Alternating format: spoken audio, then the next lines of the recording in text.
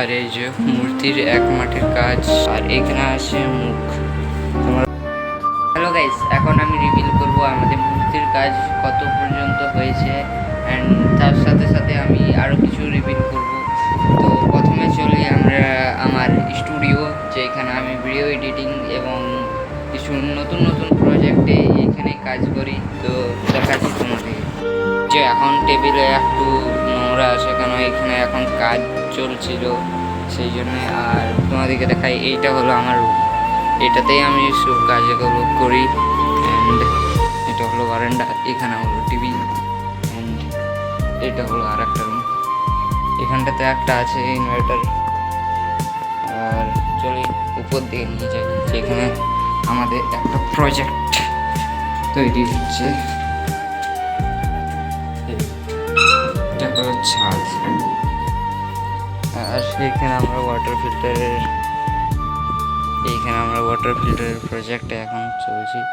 এই জলটাকে এইরকমভাবে করা হয়েছে ওয়াটার ফিল্টারের সাইড। আর এইখানে মাটি শুকোতে দিয়ে আছে, পিওর মাটি। আর এখানে ম্যাট বাঁধার জন্য ছাদটার হালত মানে খুবই খারাপ, এখানটাতে রাখা হয়েছিল। এইখানে ডিজাইনস আছে যেগুলা তৈরি করব পেপার আর আটার সাহায্যেই তৈরি করার চেষ্টা করেছিলাম, বাট এখন মানে ভালোভাবে ছাড়লো না মোড়টা থেকে। তো এইগুলো আরও আবার তৈরি করবো। নিয়ে যাই তোমাদের মূর্তি দেখানোর জন্য যে মূর্তির কাজ কত পর্যন্ত হয়েছে।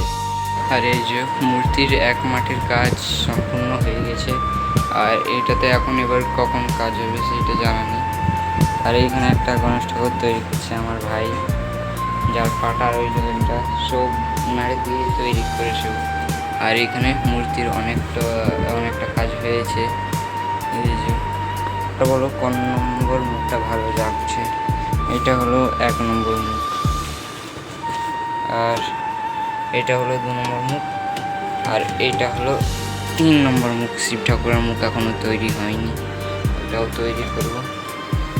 এই যে মুখগুলো দেখতেই পাচ্ছ, আর এই যে আর একটা, এখন শিব ঠাকুরের মুখ তৈরি হয়নি, এখানে শিবটা। আর এই যে মূর্তির কাজ অনেক পর্যন্ত হয়েছে।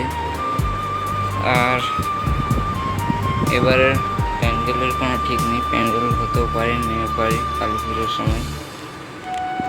তো এই পর্যন্তই কাজ হয়েছিল, আর তোমাদেরকে আমি দেখালাম।